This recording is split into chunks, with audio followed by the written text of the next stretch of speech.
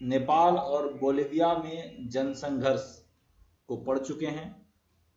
अब इसके अंतर्गत हम लोग दबाव समूह, आंदोलनकारी समूह और राजनीतिक दल के बारे में पढ़ेंगे। स्टार्ट करते हैं। महत्वपूर्ण परिभाषिक शब्द, इसमें पहला है दबाव समूह या हित समूह। दबाव समूह या हित समूह से लगातार क्वेश्चन पूछ रहा है, इसके बारे में अब देखते हैं। लोगों के ऐसे समूह, लोगों का ऐसा समूह जिसका एक समान हित अथवा उद्देश्य होता है। समान हित, एक समान हित, इसे याद रखेंगे आप। समान हित और उद्देश्य हो और अपनी मांग मनवाने के लिए वे सरकार पर दबाव डालते हैं, ऐसे समूह को क्या कहते हैं? दबाव समूह कहते हैं। जैसे मजदूर संगठन, शिक्षक संगठन, वकील संगठन आदि। जितना भी मजदूर संगठन होता है, इस सभी मजदूर का एक ही हित या एक ही उद्देश्य होता है। सभी शिक्षकगण का एक ही उद्देश्य होता है। तो इस तरह का जो संगठन होता है उसको क्या बोलेंगे? दबाव समूह बोलेंगे। दबाव समूह कभी भी प्रत्यक्ष रूप से चुनाव नहीं लड़ती। ये राजनीतिक पार्टी और दबाव समूह में जो फर्क है, यदि आपको अंतर पूछा जाए उसमें आप, ये अंतर बहुत महत्वपूर्ण है कि ये चुनाव कभी नहीं लड़ती, लेकिन यह क्या करती है? पिछले दरवाजे से सत्ता पर नियंत्रण करना चाहती है। सत्ता पर नियंत्रण मतलब क्या? जो भी पार्टी सत्ता में होती है उसका विरोध करके दबाव समूह उस पर नियंत्रण करना चाहती है, अपनी बात को मनवाना चाहती है। ठीक। अब देखिए, दबाव समूह राजनीतिक दल की एक शाखा के रूप में भी कार्य करती है। इस शाखा के रूप में भी मतलब ये हुआ कि कभी कभी क्या करता है, पब्लिक का दिल जीतने के लिए राजनीतिक पार्टी दबाव समूह को खुद से बनाता है और दबाव समूह को समाज के बीच रहने देता है। उससे दबाव समूह जो है राजनीतिक दल को बेनिफिट पहुंचाता है। इसके लिए भी कभी कभी दबाव समूह होती है। उसका दूसरा वर्ड है आपके लिए माओवादी। माओवादी देखिए, चीनी क्रांति के नेताओं, चीन में एक नेता हुआ करता था माओ नाम का। माओ का विचारधारा को जो मानने वाला है उसको माओवादी कहते हैं। माओ का विचारधारा को जो मानने वाला है, सॉरी, विचारधारा को जो मानने वाला है उसको क्या बोलते हैं? माओवादी या साम्यवादी। माओवादी मजदूर और किसान, देखिए मजदूर और किसानों के शासन को स्थापित करने के लिए, मजदूर और किसान वर्ग का जो व्यक्ति होता है उसका शासन, उसके संगठन का शासन चाहता है, लेकिन इसकी स्थापना के लिए वो क्या करता है? सशस्त्र क्रांति करता। सशस्त्र मतलब होता है बंदूक वगैरह से, मतलब हिंसात्मक आंदोलन भी माओवादी करने से नहीं चूकता है। ठीक है, ये सरकार को उखाड़ फेंकना चाहता है। लेकिन इसका एक नेपाल में कम्युनिस्ट पार्टी, नेपाल में जो माओवादी का पार्टी है नेपाल कम्युनिस्ट पार्टी, वहां पे माओवादी का सरकार भी रहा नेपाल में। प्रचंड दहल नाम का प्रधानमंत्री भी नेपाल में रहा है, जो नेपाल कम्युनिस्ट पार्टी का लीडर था। वो माओवादी समर्थित पार्टी है। अब देखिए, संगठन किसी विशेष उद्देश्य की पूर्ति हेतु एकत्रित एवं व्यवस्थित जनसमूह को संगठन कहते हैं। इसमें ज्यादा कुछ सोचना नहीं है। लोकतंत्र, इसके बारे में हम लोग पिछले क्लास में भी देखे थे। जनता द्वारा जनता के लिए चुनी हुई सरकार। इसमें जनता मत देता है, जनता अपने लिए एमपी एमएलए चुनता है, फिर एमपी एमएलए मिलकर प्रधानमंत्री चुनता है और वही प्रधानमंत्री फिर जनता पे शासन करता है। तो इसी को क्या कहा गया? जनता द्वारा जनता के लिए चुनी हुई सरकार। अब देखिए, national alliance for people's, NAPM, अनेक आंदोलनकारी समूह इस संगठन का अंग है। जितने भी आंदोलनकारी समूह हैं उसमें से ज्यादातर जो है इस संगठन का NAPM का अंग है। यह संगठन अपने देश में अनेक जनसमूह, जितने भी जन आंदोलन हो रहे हैं उसकी गतिविधियों में तालमेल बैठाने का कार्य करता है। कौन सा आंदोलन कितना दिन चलना चाहिए, उसका जो रूपरेखा होता है वो NAPM के द्वारा निर्धारित की जाती है। तो ये आप मान के चलो कि किस तरह का आंदोलन का मूवमेंट होगा, ये सब डिसीजन जो है नेशनल अलायंस फॉर पीपल्स के द्वारा लिया जाता है। एक है बामसेफ क्या किसको कहते हैं? बैकवर्ड एवं माइनॉरिटी कम्युनिटीज से संबंधित, बैकवर्ड एवं माइनॉरिटी कम्युनिटीज से संबंधित है। सरकारी कर्मचारी, देखिए सरकारी कर्मचारी, ये सरकारी कर्मचारी का संगठन है। लेकिन ये संगठन सिर्फ सरकारी कर्मचारी का हित का यदि बात करता तो ये दबाव समूह बन जाता। लेकिन ये अलग है, इसलिए अलग है कि ये क्या करता है, जातिगत भेदभाव के विरुद्ध भी अभियान चला रहा है अभी, इसीलिए इंपॉर्टेंट है। इससे रिलेटेड क्वेश्चन बीपीएससी वगैरह में भी पूछ चुका है बॉम्ब से। अब देखिए राजनीतिक दल राजनीतिक दल के बारे में हम लोग सुने हैं, बीजेपी, कांग्रेस।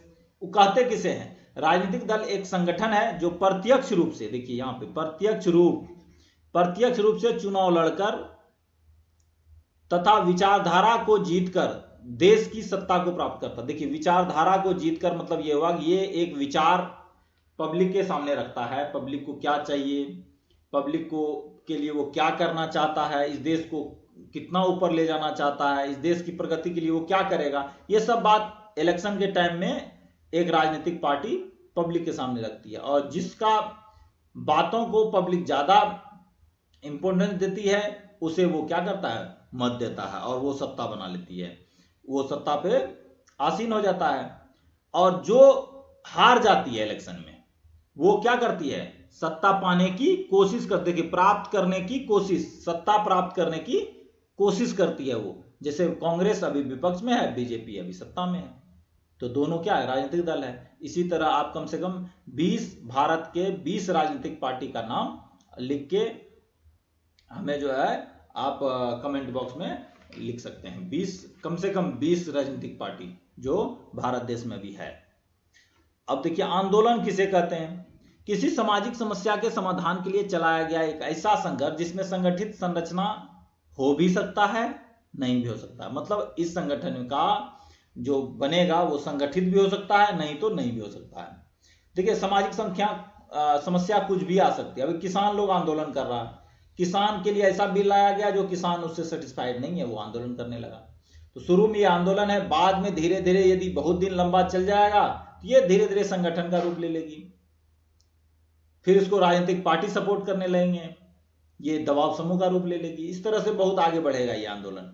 तो इस तरह का जो भी हो आंदोलन में क्या होता है, संगठित भी होता है, असंगठित भी होता है। उसको क्या बोलेंगे, उसको आंदोलन बोलेंगे।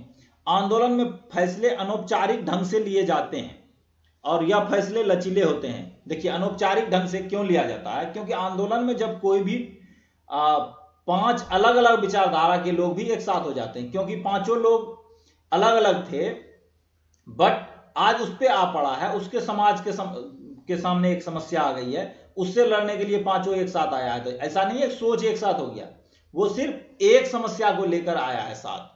तो अनौपचारिक ढंग से ही लिया जाएगा, उसमें कोई कुछ कहेगा कोई कुछ कहेगा, तो एक सटीक जो फैसला होना चाहिए वो नहीं हो पाता है, जो कड़ा फैसला होना चाहिए वो नहीं हो पाता है। तो जिसके कारण क्या होता है, यह आंदोलन का फैसला जो है लचीला हो जाता है। यह आंदोलन स्वतः स्फूर्त मतलब खुद से अपने आप से पैदा लेता है। लोगों को दिक्कत आई किसी समस्या को लेके, लोग आंदोलन में कूद पड़े। इसके लिए कोई भी दबाव समूह या राजनीतिक पार्टी इसमें सब कोई भागीदारी नहीं करता है। देखिए अधिकतर आंदोलन किसी खास मुद्दे पर केंद्रित होता है। ऐसी आंदोलन एक सीमित समय के भीतर किसी लक्ष्य को पाना चाहता है। जैसे नेपाल का आंदोलन कम समय के लिए या एक ही लक्ष्य को पाना चाहता है। नेपाल आंदोलन हुआ, नर्मदा आंदोलन हुआ। लेकिन कुछ होता है लंबे अवधि तक चले, जैसे पर्यावरण आंदोलन और महिला आंदोलन। महिला उत्थान की बात बहुत दिनों से होती आ रही है, चलते रहेगी ये। तो महिला आंदोलन और पर्यावरण आंदोलन जो है इस तरह का ही आंदोलन है। वर्ग के हित समूह, अब ये जो हित समूह है ये दबाव समूह का ही रूप है। विशेष वर्ग, समाज के किसी खास हिस्से अथवा समूह के हितों को बढ़ावा देने वाला। खास हिस्से अथवा समूह के हितों को बढ़ावा, मजदूर संगठन, व्यवसाय संगठन, जो हम लोग दबाव समूह या हित समूह देखे थे। इसको इसलिए दिए कि इससे ऑब्जेक्टिव क्वेश्चन जो है आपके बुक में है, इसीलिए अलग से लिख दिया मैं। जन समान के हित समूह, ऐसे संगठन किसी खास हित के बजाय सामूहिक हित, देखिए सामूहिक हित के बारे में सोचती है। जन समान के हित समूह, इसको क्या क्या बोल सकते हैं? एक तो जन समान के हित समूह बोलते ही हैं, दूसरा बोलते हैं इसी का नाम क्या है, लोक कल्याणकारी समूह, जो ज्यादा यूज में होता है, लोक कल्याणकारी समूह। जैसे बंधुआ मजदूरी के खिलाफ लड़ने वाले समूह, ठीक है। और इसी में यदि आप बैक पे चलें, आपको हम दिखाते हैं, ये था वामसेफ देखिए जातिगत भेदभाव जो मिटा रहा है, ये भी क्या है, ये भी एक तरह का लोक कल्याणकारी समूह है वामसेफ। ये पूछ सकता है आपको कि वामसेफ किस प्रकार का समूह है, किस प्रकार का संगठन है, तो आप बोलेंगे लोक कल्याणकारी संगठन। और एक तरफ वो क्या है, टीचर का संगठन है, लोक कल्याणकारी कार्य भी करता है। अब देखिए दबाव समूह एवं राजनीतिक पर कैसे असर डालते हैं, दबाव समूह राजनीति पर कैसे असर डालते हैं। दबाव समूह और आंदोलन अपने लक्ष्य और गतिविधियों के लिए जनता का समर्थन और सहानुभूति हासिल करने की कोशिश करते हैं। देखिए दबाव समूह और आंदोलन अपने लक्ष्य और गतिविधियों के लिए जनता का समर्थन और सहानुभूति हासिल करने की कोशिश करते हैं। देखिए दबाव समूह और आंदोलन क्या होता है, जनता के बीच आंदोलनकारी समूह रहता है छोटा छोटे टुकड़े में, जैसे आप देखते हो अपने गांव में एक नॉर्मल आप जिला परिषद ले लो या मुखिया या सरपंच, ये लोग जो है अपने गांव के लोगों का जो समस्या होता है उसका कार्य करके लोगों का दिल जीतने की कोशिश करता है। बाद में यही सब क्या करता है, बड़ा पार्टी बना देता है। तो इस प्रकार वो क्या करता है, लोगों के बीच ज्यादा पॉपुलर होता है दबाव समूह एक राजनीतिक पार्टी के बनस्पत। क्षेत्रीय पार्टी या क्षेत्रीय छोटे छोटे दल जो दबाव समूह के रूप में कार्य करता है, ये ज्यादा पॉपुलर होता है। ऐसे समूह अक्सर हड़ताल और सरकारी कामकाज में बाधा पहुंचाने की भी कोशिश करता है। आप देखते होंगे बिहार में खूब शिक्षक आंदोलन हो रहा है, खूब हड़ताल हो रहा है, धरना दे रहा है लोग, इस तरह का सरकारी कामकाज को बाधा पहुंचा के वो लोग कर रहा है, क्योंकि उसको वेतन आयोग चाहिए, वेतन वृद्धि चाहिए, बहुत सारा चीज डिमांड है उसका। तो इस तरह का कार्य ये लोग दबाव समूह वाले करते रहते हैं। दबाव समूह और आंदोलन दलीय राजनीति में सीधे भाग नहीं लेते। दलीय मतलब है बीजेपी कांग्रेस सबके साथ सीधे नहीं जुड़ता, लेकिन वे राजनीतिक दलों पर असर डालना चाहते हैं। अब लेकिन वो ऐसा कार्य करना चाहते हैं जिससे राजनीतिक दल में उसकी पूछ बनी रहे, ये उसका तीसरा है। चौथा कारण देखिए कभी कभी आंदोलन राजनीतिक दल के रूप में परिवर्तित भी होता है। देखिए जब ये दबाव समूह का आंदोलन बहुत ज्यादा पॉपुलर होता है तो उससे राजनीतिक दल बन जाता है, ठीक है। उदाहरण के लिए विदेशी लोगों के विरुद्ध छात्रों ने असम में आंदोलन चलाया था। विदेशी लोगों के विरुद्ध छात्रों ने असम में आंदोलन चलाया, जो बाद में एक जब आंदोलन समाप्त हो गया तो बाद में एक पार्टी बन के उभरी। कौन सा पार्टी हो गया, असम गणराज्य परिषद। पार्टी का क्या नाम था, असम गणराज्य परिषद। तो आप ऐसा 2-3 पार्टी का नाम जरूर लिखिए, कमेंट कीजिए कि इस तरह आंदोलन से निकलकर कौन कौन पार्टी बना। ठीक, अभी आम आदमी पार्टी के बारे में भी आप लिखिएगा, आम आदमी पार्टी कैसे बना, आपको पता चल जाएगा कि वो किस तरह का विद्रोह या किस तरह का आंदोलन से आम आदमी पार्टी बना। दिल्ली में जो अभी मुख्यमंत्री अरविंद केजरीवाल जी हैं उनके बारे में आप जान सकते हैं, आम आदमी पार्टी के बारे में।